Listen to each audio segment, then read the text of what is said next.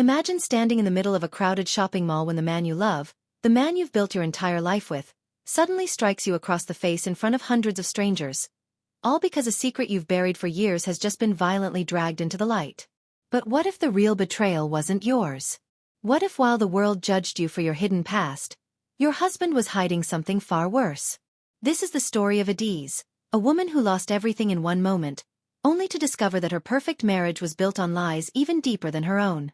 Welcome to K-Smart Mythic Tales, where we bring you the most gripping African family dramas that will leave you breathless. Thank you for your incredible support. You are the reason we keep bringing these powerful stories to life. Before we dive into the story, kindly subscribe, drop a comment below, and tell us where you're watching from. Your engagement means the world to us. Now, let's get into this explosive story. The blow came without warning.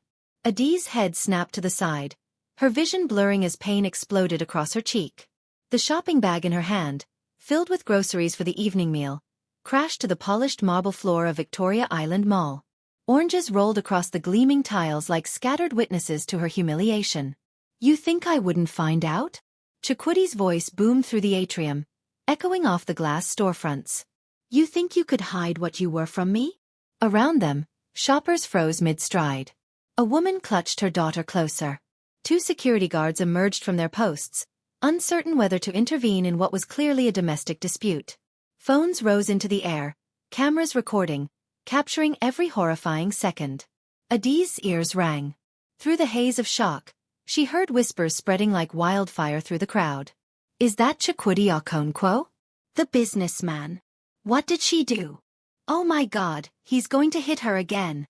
But Adaeze barely heard them. All she could see was her husband's face, twisted with rage, with disgust, with something she'd never seen in their 5 years of marriage. This was the man who'd courted her with poetry, who'd promised her safety, who'd lifted her from poverty into this life of comfort. "Chukwudi, please," she whispered, tasting blood from her split lip. "Not here. Not like this. Not here." He laughed, a terrible sound that made her flinch. "You want to talk about shame? About dignity? Where was your dignity when you were dancing half-naked in that club? When you were selling yourself to whoever had the money?" The crowd gasped. Adaeze felt the weight of 100 eyes on her, judging, condemning. Her past, the thing she'd buried so deep, the secret she'd kept locked away, was being dragged into the light like a corpse from a shallow grave. "That was before," she tried to explain, but he grabbed her arm, his fingers digging into her flesh. "Before what? Before you lied your way into my family? Before you tricked me into marrying Lagos's most famous prostitute?" The word hung in the air like a curse. Prostitute. Adaeze had been many things in her 23 years before meeting Chukwudi. A dancer, a hostess, yes, she'd done what she needed to survive after her parents died. But she'd never sold her body. Never. Yet looking at the faces around her, she knew the truth didn't matter anymore. The accusation was enough. "Somebody call the police," a man in a crisp suit muttered to his companion. "She probably deserved it," an older woman in expensive lace whispered, loud enough for Adaeze to hear. "These small girls, they trap rich men and then—" "Excuse me, sir." One of the security guards finally approached, his hand outstretched in a placating gesture. "Sir, we cannot have this kind of disturbance. Please, if you have family matters to discuss." "Family matters?"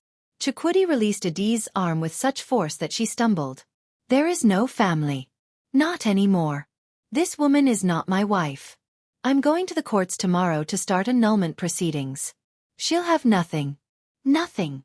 He turned on his heel, his Italian leather shoes clicking against the marble as he strode toward the exit. The crowd parted for him like the Red Sea, but they didn't move for Adaeze. She stood alone in the center of the gathering, blood dripping from her lip onto her yellow dress, the dress he'd bought her last month, calling her his sunshine. Her phone buzzed in her pocket. Then again. And again. With trembling fingers, she pulled it out. The screen was flooded with notifications. Instagram, Facebook, Twitter. Someone had already posted the video. #Victoria Island Beatdown was trending. "Are you all right, Ma?" A young woman approached cautiously, offering a tissue. Adaeze took it automatically, pressing it to her bleeding lip. I need to go." But where could she go? Chukwudi had made it clear. She was no longer welcome in their Banana Island apartment. The luxury cars, the clothes, the life she'd built over 5 years of marriage. All of it gone in the space of one violent moment. As she bent to collect her scattered groceries, her hands shaking so badly she could barely grasp the oranges, she heard a familiar voice cut through the murmuring crowd. Adaeze? Adaeze Okonkwo. She looked up to see a face from her past. Ngozi Emeka, a journalist she'd known from her dancing days, before Ngozi had made it big with her investigative reporting. The woman's eyes were wide with recognition and something else. Pity. Oh my God, Adaeze. I didn't know that was you. I haven't seen you since, Ngozi's voice dropped. Since Club Euphoria closed down. The words were spoken softly, but several nearby shoppers heard. More whispers. More judgment. Please, Adaeze whispered. Please don't. But Ngozi was already pulling out her phone, her journalistic instincts overriding whatever friendship they'd once shared. Listen, this is a huge story. Rich businessman discovers wife's secret past. My editor would kill for this. But I'll give you a chance to tell your side. Your version of events. Before everyone else does. Adaeze felt bile rise in her throat. This wasn't just about her marriage falling apart. This was about to become a scandal that would follow her for the rest of her life. She had to get out. Nah. Without answering Ngozi, without collecting the rest of her groceries, Adaeze turned and ran. Her heels clicked frantically against the marble as she fled toward the exit, ignoring the cameras still tracking her, ignoring the voices calling after her, ignoring everything except the desperate need to escape. Behind her, she heard Ngozi calling out, I'll find you, Adaeze. This story is coming out either way. The taxi dropped Adaeze at the gates of the Banana Island estate just as the sun began its descent over Lagos. Golden light painted the security booth where Emeka, the guard who'd greeted her cheerfully every morning for 5 years, now regarded her with barely concealed contempt. Madam. He didn't open the gate. Oga said you are not allowed inside. Emeka, please. All my things are in there. My documents, my clothes. Oga's orders. The man who'd once rushed to help her carry groceries now stood with his arms crossed. He said you have 30 minutes to pack what you can carry. That's all. Shame burned hotter than the slap had. Adaeze nodded mutely and waited as he grudgingly opened the pedestrian gate. Not the main entrance she'd always used, but the small side door reserved for domestic staff. Even the gate knew she'd fallen. Inside the apartment, evidence of Chukwidi's rage was everywhere. Her clothes had been torn from the closet and thrown into garbage bags. Her photographs, wedding pictures, vacation snapshots, moments of happiness that now seemed like lies, were scattered across the floor, some with her face scratched out. She moved through the space mechanically, retrieving what she could. Her certificates from night school, where she'd earned her degree in business management. The small jewelry box her mother had given her before dying. The Bible her pastor had blessed when she'd been baptized, washing away her old life. Or so she'd thought. Her phone continued its relentless buzzing. She'd made the mistake of checking social media once during the taxi ride. The video had gone viral. 2 million views in 3 hours. The comments were vicious. Gold digger got what she deserved. This is why men need to investigate before marriage. She trapped him. Prayers for brother Chukwudi. Only a few voices defended her, pointing out that whatever her past, domestic violence was never acceptable. But those voices were drowned out by the chorus of condemnation. A key turned in the lock. Adaeze's heart jumped. Had Chukwudi come back? But the woman who entered wasn't her husband. It was her mother-in-law, Mama Chukwudi, dressed in expensive Ankara print, her face hard as stone. So, the older woman said, her Igbo accent thick with disgust. The rumors are true. My son married a prostitute. Mama, please. Don't call me Mama. She spat the words like poison. You deceived us. You came into our family with your fake innocence, your church attendance, your modest dresses. All the while hiding your shameful past. Adaeze's hands clenched around her mother's jewelry box. I wasn't a prostitute. I danced. I worked as a hostess. I did what I had to do to survive after my parents died. But I never. You think it matters? Mama Chukwudi laughed bitterly. You were in that world. That dirty, sinful world. And you brought that shame into our respectable family. Do you know what people are saying? My friends are calling me asking how I didn't know. How I didn't see what you were. I changed. I left that life behind. Changed. The older woman's voice rose. A leopard doesn't change its spots. My son should never have picked you from that poverty. I told him, I said, Chukwudi, find a girl from a good family. A girl with a known background. But no, he wanted to play savior. And look what it cost him. Adaeze felt something crack inside her chest. For 5 years, she'd endured Mama Chukwidi's subtle digs, her constant reminders that Adaeze came from nowhere. She'd smiled through it, cooked the woman's favorite meals, attended her church functions, trying desperately to prove she was worthy of the Okonkwo name. All for nothing. I loved him, Adaeze whispered. I love him. I never lied about my feelings. Love. Mama Chukwudi stepped closer, her perfume, the expensive kind Chukwudi bought her every month, filling Adaeze's nostrils. You loved his money. His status. The life he gave you. That's what girls like you do. You find a man with something to lose and you sink your claws in. That's not true. Then why didn't you tell him? Before the wedding, why didn't you confess your past? The older woman's eyes glittered with triumph. Because you knew. You knew if he found out, he would never marry you. So you lied. By omission, yes, but still lies. Adaeze had no answer. Because Mama Chukwudi was partly right. She'd been terrified that Chukwudi would reject her if he knew. So she'd kept quiet, telling herself it was the past, that it didn't matter, that she was a new creation in Christ. But secrets had a way of rising from the grave. You have 15 minutes left, Mama Chukwudi said coldly. Then I'm calling security to remove you. And Adaeze? Don't bother trying to contact my son. He's already at our lawyer's office. By next week, it will be as if you never existed. The older woman swept out, leaving Adaeze alone with her garbage bags and shattered life.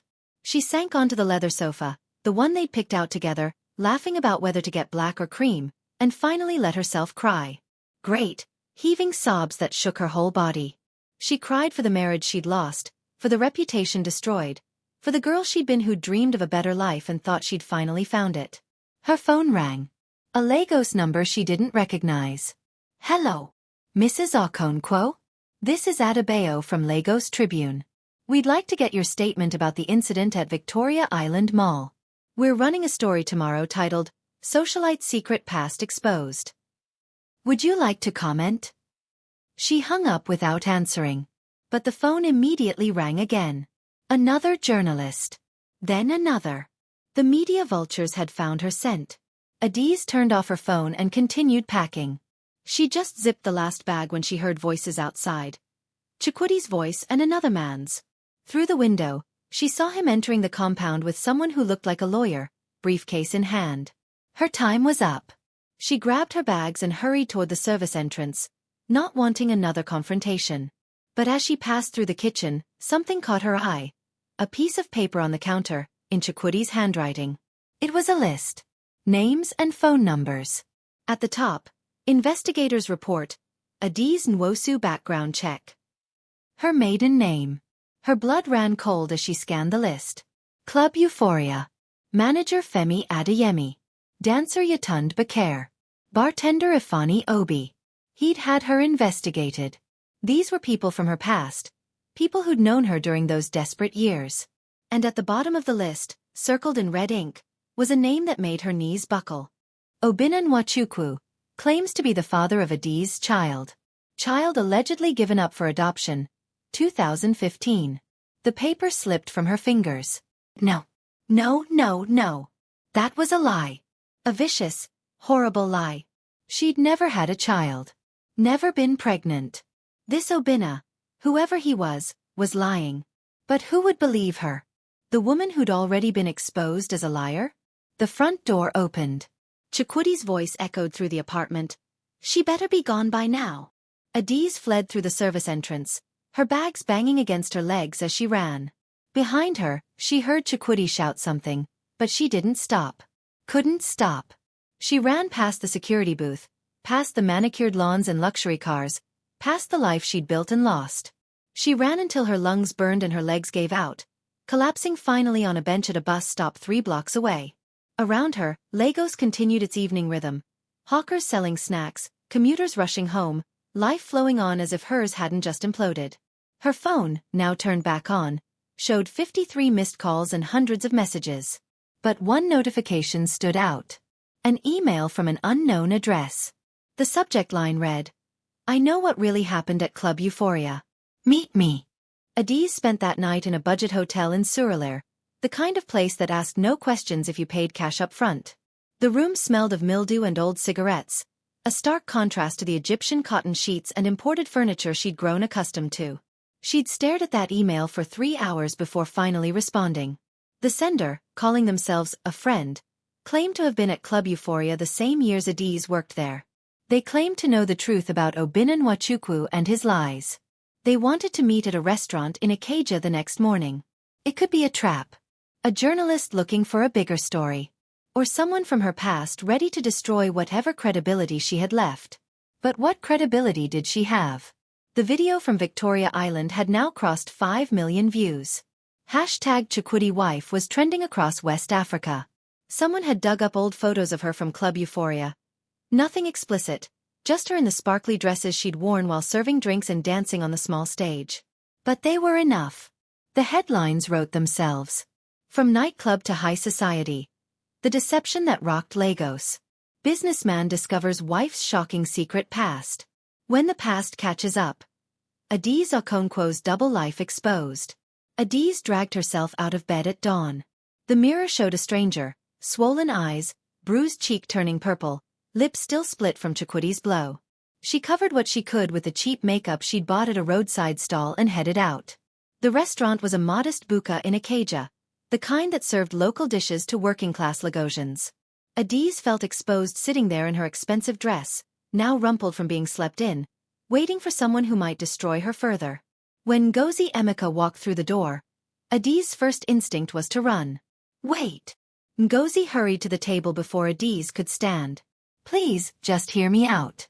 I'm not here as a journalist. Not today. You sent the email? Yes. Ngozi sat down, her designer handbag looking as out of place as Adaeze felt. Listen, I know what you're thinking. But I'm not here to exploit you. I'm here because I know Obinna Nwachukwu. And I know he's lying. Adaze's heart hammered. You know him? He's a con artist. He's done this before. Claimed paternity, demanding money to keep quiet, threatening to go to the press. Ngozi pulled out her tablet, showing Adaeze a series of articles. 2 years ago, he tried the same thing with a banker's wife in Abuja. Before that, a doctor in Port Harcourt. Both times, he targeted women who'd worked in the entertainment industry, women with something to lose. Adaeze scanned the articles, her hands shaking. But why? What does he gain? Money. He approaches the husband, offers to disappear for a price. Usually starts at 10 million naira, negotiates down to 5. The men pay to avoid the scandal. So Chukwudi, he hired an investigator, and that investigator found Obinna. And Obinna saw his opportunity. Ngozi leaned forward. But here's the thing, Adaeze. I can prove he's lying. I still have contacts at Club Euphoria. The club doesn't exist anymore, but the owner Yatund, she kept records. Employment contracts, schedules, everything.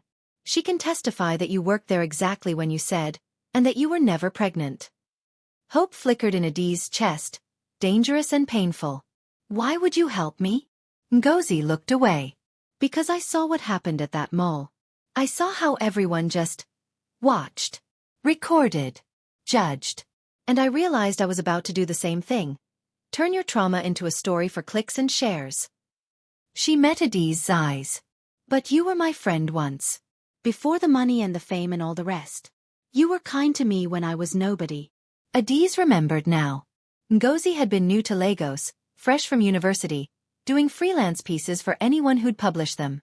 She'd interviewed dancers at Club Euphoria for an exposé on working conditions.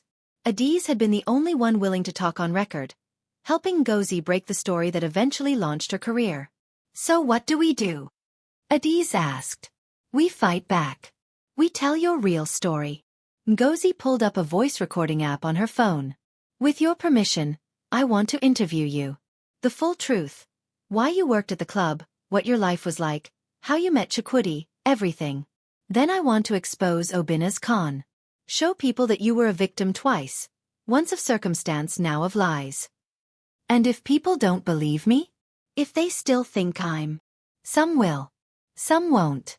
But at least you'll have told your truth. Ngozi's voice was gentle. And Adaeze? Even if people believe you about Obina, they'll still judge you for not telling Chukwudi about your past. You need to be ready for that. Adaeze nodded slowly. The truth wouldn't erase what she'd done, the lie of omission that had poisoned her marriage. But maybe it could prevent this con artist from profiting from her pain. Okay, she whispered. Let's do it. They talked for 3 hours. Adaeze told her story. All of it. Growing up in a modest home in Enugu. Her parents' death in a car accident when she was 19, leaving her with nothing but debt. Coming to Lagos with dreams of making it, only to find that jobs for girls with no connections were scarce. Taking the position at Club Euphoria because it paid twice what factory work did, and she was desperate. She talked about the shame she'd felt, dancing for men who looked at her like meat. But also about the bond she'd formed with the other girls, how they'd protected each other, shared meals, dreamed together of better lives. She talked about finding faith at a church near the club, how a pastor's wife had seen her leaving work one morning and instead of judging, had invited her to service. How she'd been baptized, how she'd started taking night classes for her business degree. And she talked about meeting Chukwudi at a charity event she'd attended with the church. How he'd been different from the men at the club, respectful, interested in her mind, making her laugh. How he'd courted her properly, meeting her at coffee shops, taking her to museums, treating her like she was precious. I wanted to tell him, Adaeze said, tears streaming down her face. So many times. But I was afraid. Afraid he'd see me differently. Afraid I'd lose the first good thing that had ever happened to me. So I told myself it was the past, that it didn't matter, that God had forgiven me, so I was new. But secrets have weight, Ngozi said softly. Yes. And eventually they crush you. When they finished, Ngozi showed Adaeze the outline of her article. It was fair, honest, unflinching. It didn't paint Adaeze as a perfect victim, but as a real woman who'd made choices, some out of desperation, some out of fear. I'll publish this tomorrow, Ngozi said. But Adaeze, you need to prepare yourself. This is going to get bigger before it gets better. The story will spread. People will take sides. And Chukwudi. He won't forgive me. Adaeze already knew this. Even if everyone else understands, he won't. Maybe not. But you'll survive this. You survived worse. Adaeze wanted to believe that. But as she left the restaurant, stepping back into the Lagos heat and chaos, she felt more alone than she ever had, even in those desperate days after her parents died. Her phone buzzed. A message from an unknown number. Mrs. Okonkwo. This is Obina. I know you're trying to fight back. Bad idea. I have more proof.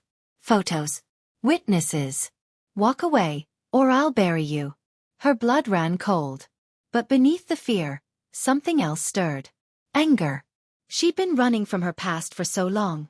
Running from judgment, from shame, from the girl she'd been.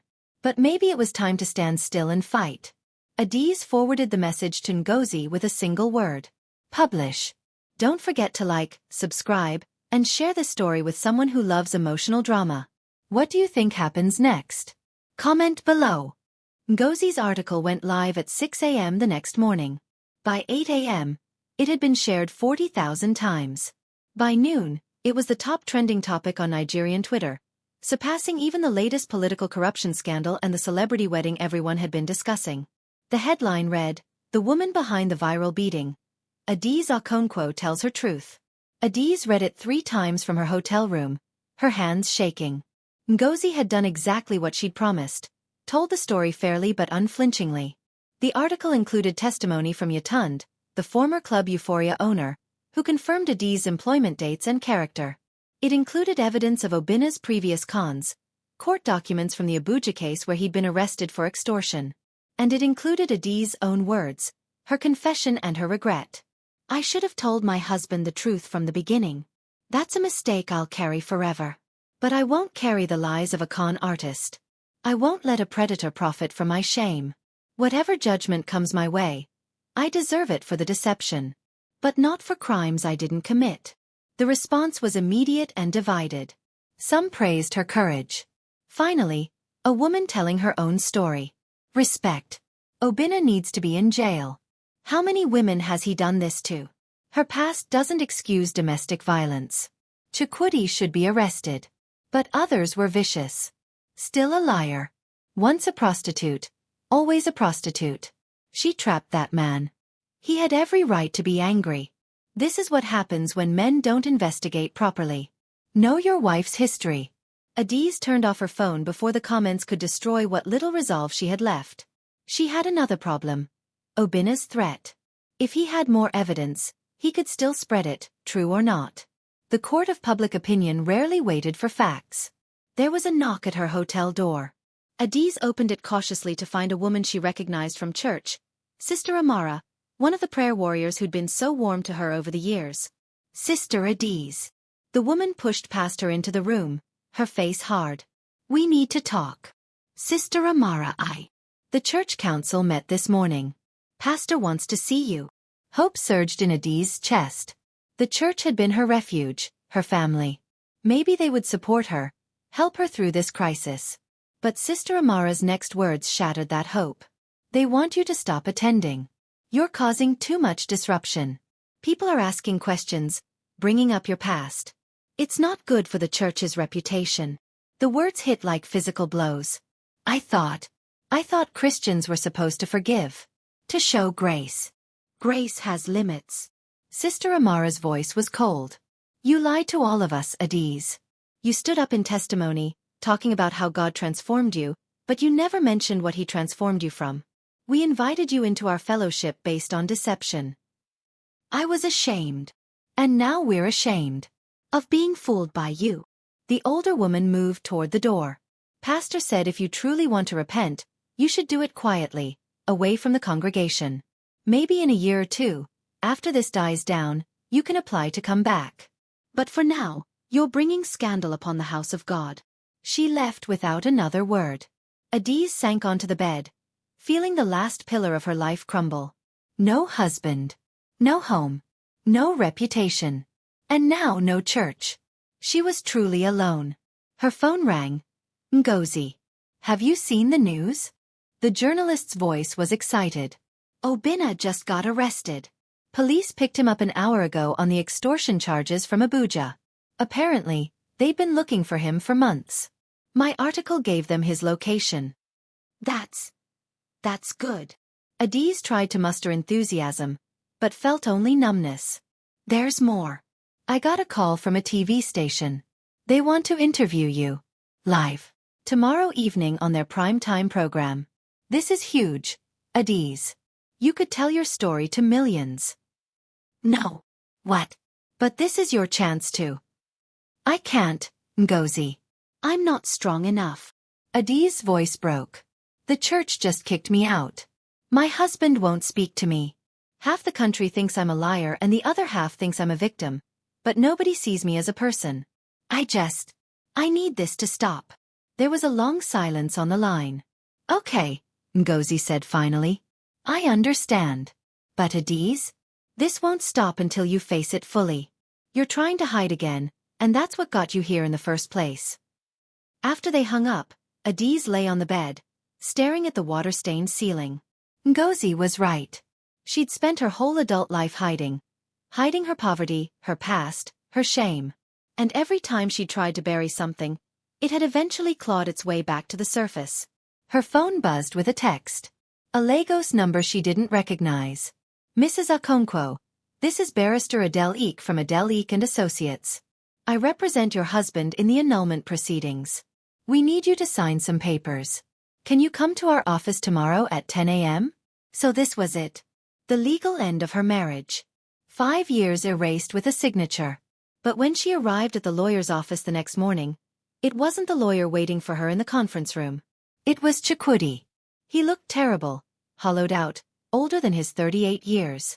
His expensive suit couldn't hide the weight he'd lost, the sleepless nights evident in his eyes. Chukwudi, Adaeze whispered. I didn't know you'd be here. I needed to see you. To ask you. He struggled with the words. Why? That's all I want to know. Why didn't you trust me with the truth? Adaeze sat down across from him, separated by a mahogany table that felt like an ocean. Because I was afraid you'd do exactly what you're doing now. Leave me. Look at me with disgust. See me as that girl instead of the woman I became. But I could have handled the truth, Adaeze. What I can't handle is the lie. 5 years of wondering what else you hid from me. 5 years of questioning every word you said. I didn't lie about loving you. Love built on deception isn't love. His fist hit the table. It's manipulation. It's God, Adaeze. I defended you to my mother. To my friends. I told them you were different, that you were innocent, that you were pure. And all the while, you knew you were making me look like a fool. You weren't a fool. I wanted so badly to be worthy of you. To be the wife you deserved. Then you should have let me decide that for myself. Chukwudi's voice cracked. You took away my choice. My agency. You decided what I could and couldn't handle. Adaeze had no defense. He was right. She'd protected herself at his expense. I'm sorry, she whispered. I'm so sorry. He was quiet for a long moment. Then, I saw the article. About Obinna. I knew something was wrong with that investigator's report. The whole thing felt off. Does it matter now? It matters that I almost paid him 5 million naira to go away. Chukwudi laughed bitterly. I was so angry, so hurt. I didn't even verify his story. I just wanted to believe the worst of you. Because I gave you reason to. Yes, you did. He stood, gathering papers from the table. The annulment will go through. I can't get past this, Adaeze. But I'm not going to leave you with nothing. The papers include a settlement, 2 million naira, enough to start over. It's more than you're legally entitled to, but you're not a cruel man. I know. Fresh tears slipped down her cheeks. You're a good man who deserved better than what I gave you. He paused at the door. For what it's worth, I don't regret marrying you. Not all of it. The woman I knew, the one who laughed at my bad jokes, who prayed with me every morning, who dreamed about opening a charity for orphans, she was real. I believe that. She was real. She is real. She's me, Chukwudi. Past and present and. But not future. Not for us. He opened the door. Sign the papers. Start your new life. And Adaeze? Maybe this time start with the truth. He was gone before she could respond. Adaeze sat alone in the conference room, staring at the settlement papers. 2 million naira. Blood money. The price of her lies. But as she picked up the pen to sign, her phone buzzed again. Another email from an unknown address. The subject line read, Before you sign those papers, you should know, Chukwudi has been lying to you too. Comment your thoughts on her redemption below. Adaeze stared at the email for a full minute before opening it. The message was brief. Meet me at Sweet Sensation in Lekki. 2 p.m. Come alone. I have information about your husband that will change everything. Zainab. Zainab. The name meant nothing to Adaeze. Another journalist? Another person from her past emerging to profit from her pain? But something about the email's tone felt different. Personal. Urgent. Against her better judgment, Adaeze went. The restaurant was crowded with the lunch rush, young professionals, families, the middle-class crowd who favored the popular chain. Adaeze scanned the room until her eyes landed on a woman sitting alone in a corner booth. She was beautiful, the kind of beauty that turned heads.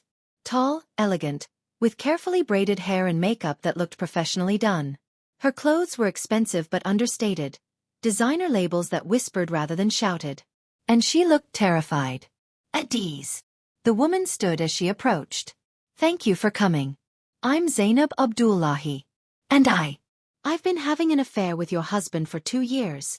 The words hit like a physical blow. Adaeze gripped the table edge to steady herself. What? Please sit. Let me explain. Zainab gestured to the seat across from her. I know this is the last thing you want to hear, but you need to know the truth before you sign those annulment papers. Adaeze sat, moving like a sleepwalker. You're lying. This is another trick. I wish it were. Zainab pulled out her phone, swiping through photos. Chukwudi at restaurants Adaeze had never been to. Chukwudi laughing in someone's living room. Chukwudi's arm around Zainab's waist at what looked like a beach resort. The dates on the photos went back 18 months. How? Adaeze's voice was barely audible. How did this happen? We met at a conference in Abuja. He was there for business. I was representing my father's company. We connected immediately. Both of us from Igbo families, same sense of humor, same frustrations with Lagos life. Zainab's hands twisted in her lap. He told me he was married but that his wife was distant, cold. That you'd grown apart. That's not true. We were fine. That's what I thought too at first. But then I saw how he talked about you. With such contempt. Like you were an inconvenience he was stuck with. Zainab met Adaeze's eyes. I'm not proud of what I did. I was weak. Lonely. My own marriage had just ended. And here was the successful charming man paying attention to me. I told myself it wasn't hurting anyone because you didn't love him anyway. I did love him. Adaeze's voice rose, drawing glances from nearby tables. She lowered it to a harsh whisper. I loved him with everything I had. Why are you telling me this now? Because when I saw that video from Victoria Island, I realized I'd been lied to. You weren't cold. You weren't distant. You were a woman who loved her husband. Zainab's eyes filled with tears. And he destroyed you publicly while coming to my bed privately. That's not the man I thought I knew. Adaeze felt sick. All those nights Chukwudi had claimed to be working late. The business trips that seemed to multiply in the last year. The way he'd pulled away from her physically, blaming stress, blaming work. He'd been with Zainab. Did he know? Adaeze asked suddenly. About my past. Did he know before he hired that investigator? Zainab nodded slowly. He told me about 6 months ago. Said he discovered something about your history that disgusted him. That he was planning to end things but wanted to gather evidence first, build a case. So the investigator, finding Obinna, was just the excuse he needed to humiliate you publicly. To play the victim while he was the one betraying you all along. Zainab slid a folder across the table. I brought copies of everything. Text messages. Hotel receipts. Photos. I know you're not obligated to believe me, but why? Adaeze interrupted. Why would you give me this? It incriminates you too. Because I was wrong. About him, about the situation, about everything. Zainab's voice broke. I told myself I was just giving him comfort, that what you didn't know wouldn't hurt you. But secrets always hurt someone. I know that now. Adaeze opened the folder with shaking hands. The evidence was damning. Messages from Chukwudi to Zainab. Can't wait to see you. Wife is at church again. 3 hours of freedom. She made her stupid local food today. Thank God I told her I had a business dinner. Your cooking is so much better, baby. Going to start divorce proceedings soon. Just need to handle it right. Timing is everything. The last message was dated 2 weeks before the Victoria Island incident. He'd been planning to leave her anyway. The investigation, the confrontation, the public humiliation, it had all been theater. A performance to make himself look like the wronged husband while he'd been the betrayer all along. He used my past as an excuse, Adaeze whispered. But he was already planning to leave. Yes. And I'm ashamed to say I encouraged him. Zainab wiped her eyes. I thought I'd be the next Mrs. Okonkwo. That we'd have a life together. But after that video, after seeing what he's capable of. She shuddered. I ended things. Told him I wanted no part of a man who'd beat his wife in public, whatever her past. Adaeze felt a hysterical laugh building in her chest. Her marriage had been a lie. Not just because of her omissions about her past, but because Chukwudi had never been the faithful, devoted husband she'd thought he was. Does his mother know? She asked. About you? I don't think so. And I don't plan to tell her. I just wanted you to know the truth before you signed away your rights to everything. Adaeze, with this evidence, you could fight the annulment. You could take him for everything he's worth.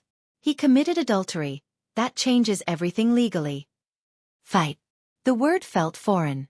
Adaeze had been fighting to survive since her parents died. Fighting to make enough money to eat. Fighting to escape poverty. Fighting to become respectable. Fighting to be worthy of love. She was so tired of fighting. I don't want his money, she said finally. Or his house. Or any of it. It was all built on lies anyway. His and mine. But you deserve. I deserve to start over with the truth. All of it. My truth and his. Adaeze stood, tucking the folder under her arm. Thank you for this. For being brave enough to admit your mistake. What will you do? I don't know yet. But whatever it is, it starts with me signing those papers. Adaeze paused. And then maybe making sure everyone knows what kind of man Chukwudi Okonkwo really is. 3 hours later, Adaeze sat in Ngozi's living room, the folder spread across the coffee table. This is explosive, Ngozi breathed. This changes the entire narrative. You're not just the wife with a shameful past. You're the woman who was betrayed while being blamed for everything. Can you write about it?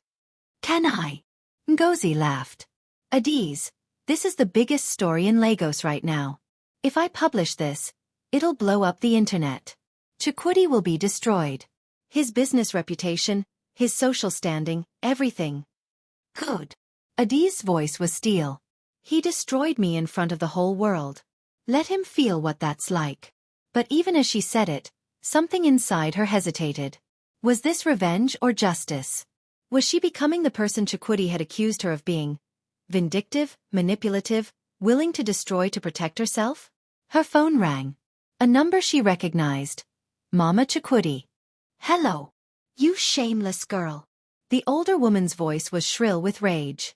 I just received a call from some journalist asking about my son's affair. You dare to spread more lies about my family? They're not lies. Everything about you is lies. First you trick my son into marriage, then you try to ruin him when he discovers the truth. Mama Chukwudi was screaming now. I'm calling the police. You'll be arrested for defamation, for slander. For telling the truth? Adaeze found her voice. Your precious son has been cheating on me for 2 years. While I was home cooking his meals and attending his family functions, he was sleeping with another woman. But sure, Mama, blame me. That's what you've always done. She hung up before the older woman could respond. Ngozi was watching her carefully. Are you sure you want to do this? Once I publish, there's no going back. You'll be dragged further into the spotlight. More judgment, more comments, more invasion of your privacy. Adaeze thought about the last few days. The beating. The exposure. The loss of everything she'd built. She thought about Chukwudi's righteous anger, his performative pain, all while he'd been the one betraying their vows. She thought about Zainab's tears, about Sister Amara's coldness, about all the people who'd been so quick to condemn her while giving Chukwudi sympathy. Publish it, she said. Every word. Every photo. Let them see who he really is. Okay. Ngozi opened her laptop. But Adaeze? After this you need to think about what you want next. Not revenge, not vindication, what you want.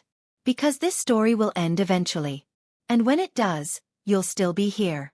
You need to figure out who Adaeze Nwosu wants to be. The use of her maiden name hit Adaeze like a revelation. She hadn't been Adaeze Nwosu in 5 years. That girl, the one who'd danced in clubs and taken night classes and dreamed of better things, had been buried under Mrs. Chukwudi Okonkwo. Maybe it was time to resurrect her. I want to help people, Adaeze said softly. Girls like I was. Girls who are desperate and ashamed and trying to survive. I want to show them there's a way forward that doesn't involve hiding or lying or pretending to be someone you're not. Then let's make that part of the story. Ngozi's fingers flew across the keyboard. Not just the betrayal and the revenge, but the redemption. The woman who rose from the ashes of her old life, both the one she lived and the one she tried to create. As Ngozi wrote, Adaeze signed the annulment papers with a pen borrowed from the journalist's desk. She signed away her marriage, her claim to Chukwudi's wealth, her identity as Mrs. Okonkwo. And for the first time in 5 years, she felt free. Don't forget to like, subscribe, and share this story with someone who loves emotional drama. What do you think happens next? Comment below. The article went live at midnight.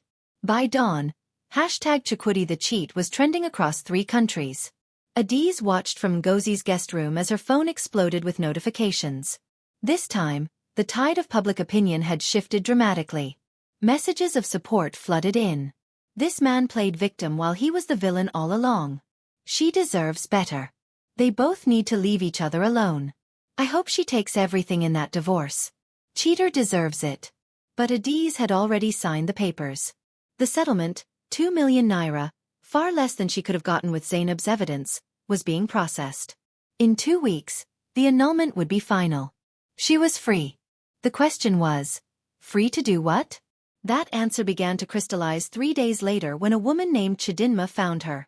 Chidinma was 19, working as a hostess at a club in Surulere. She'd seen Adaeze's story and tracked down Ngozi's contact information, begging for a meeting. "I'm where you were," Chidinma said when they met at a cafe. Her hands shook around her teacup. "No parents, no money, no options. I dance, I serve drinks, and every night I hate myself a little more. But I don't know how to get out." Adaeze saw herself in this girl's eyes, the desperation, the shame, the hunger for something better. "What do you want to do?" she asked. "If you could do anything." "I want to be a teacher. I was good at school before my parents died. But I can't afford university fees, and I'm too old for scholarships now. So I'm stuck." "You're not stuck." Adaeze surprised herself with a certainty in her voice. "You're just waiting for someone to show you the door." That conversation planted a seed. Within a week, Adaeze had used part of her settlement money to rent a small office in Yaba. She called it Resurrection House, a center for young women trying to leave the entertainment industry and build legitimate careers. The concept was simple: provide job training, business skills, and emotional support to girls who wanted out but didn't know how to escape. Partner with local businesses willing to hire women with non-traditional backgrounds. Offer night classes for those pursuing degrees. Create a community where shame didn't have the last word. Ngozi wrote about it. The article went viral. This time for the right reasons. Donations poured in. Women from across Lagos reached out. Some wanting help, others wanting to volunteer, some just wanting to share their own stories of survival and transformation. Yatund, the former Club Euphoria owner, showed up at Adaeze's office one morning with a box of old employment records. "I kept these in case anyone ever needed proof they were legitimate workers, not prostitutes," Yatund explained. "Thought you might need them for your girls." "You're a saint, Yatund. I'm a businesswoman who got tired of seeing good girls destroyed by bad reputations." Yatund sat down heavily. "What you're doing here, it's good work, Adaeze. But you need to prepare yourself. The same people praising you now will tear you down the moment you make a mistake. That's how Lagos works." "I know." Adaeze had learned that lesson well. "But I'd rather be torn down for trying to help than for hiding and lying." 3 weeks after Resurrection House opened, Adaeze received an unexpected visitor. Mama Chukwudi stood in the doorway, looking smaller than Adaeze remembered. The older woman's expensive clothes couldn't hide how much she'd aged in the past month. "I came to apologize," Mama Chukwudi said without preamble. Adaeze gestured to a chair, too surprised to speak. "My son." The older woman's voice broke. "I raised him to be better than this. To honor his commitments, to treat women with respect. But somewhere I failed him. I taught him that reputation mattered more than character. That appearances were more important than truth." "Mama, let me finish." Mama Chukwudi raised a hand. "When I learned about Zainab, about his lies, I was ashamed. Not just of him but of myself. I defended him against you, called you terrible things, when he was the one breaking your marriage vows." "We both broke them," Adaeze said quietly. "I lied about my past." "That's real." "Yes. But your lie was born from fear and shame. His was born from selfishness." The older woman reached into her purse, pulling out an envelope. "This is from me personally. 1 million naira for your center. I know it doesn't undo what my son did, or what I said to you. But I want to support what you're building here." Adaeze stared at the envelope. "Why?" "Because I have granddaughters. And I don't want them growing up in a world where women are only valued for their purity, where one mistake defines them forever, where they're too afraid to ask for help because of shame." Mama Chukwudi's eyes filled with tears. "I want them to grow up knowing that redemption is possible. That people can change. That the past doesn't have to be prison." Adaeze took the envelope with trembling hands. "Thank you." "No, thank you. For showing me what real strength looks like." Mama Chukwudi stood to leave, then paused. Chukwudi's business is struggling. The scandal hurt him badly. He's talking about moving to Abuja, starting fresh somewhere people don't know the story. I hope he finds peace, Adaeze said and meant it. The anger that had burned so hot had cooled to something closer to pity. Chukwudi had destroyed her publicly, but in doing so, he'd also destroyed himself. After Mama Chukwudi left, Adaeze sat in her small office, surrounded by brochures for Resurrection House and applications from young women seeking help. Through the window, she could see Lagos churning on, chaotic, judgmental, unforgiving, but also vibrant and alive with possibility. Her phone buzzed. A text from Chidinma. Got accepted to teacher training college. Starting in September. Thank you for everything. Sister Adaeze. Adaeze smiled, a real smile that reached her eyes for the first time in months. 6 months later, Resurrection House had helped 37 women leave the entertainment industry. 12 were in university programs. 15 were employed in legitimate businesses. 10 were still in training, learning skills that would open new doors. Ngozi did a follow-up story titled, From Victoria Island to Resurrection. One woman's journey from shame to purpose. This time, the comments were overwhelmingly positive. Adaeze had become a symbol of resilience, of refusing to let the worst moment of your life define you. She'd even been invited to speak at churches, including, ironically, the one that had asked her to leave.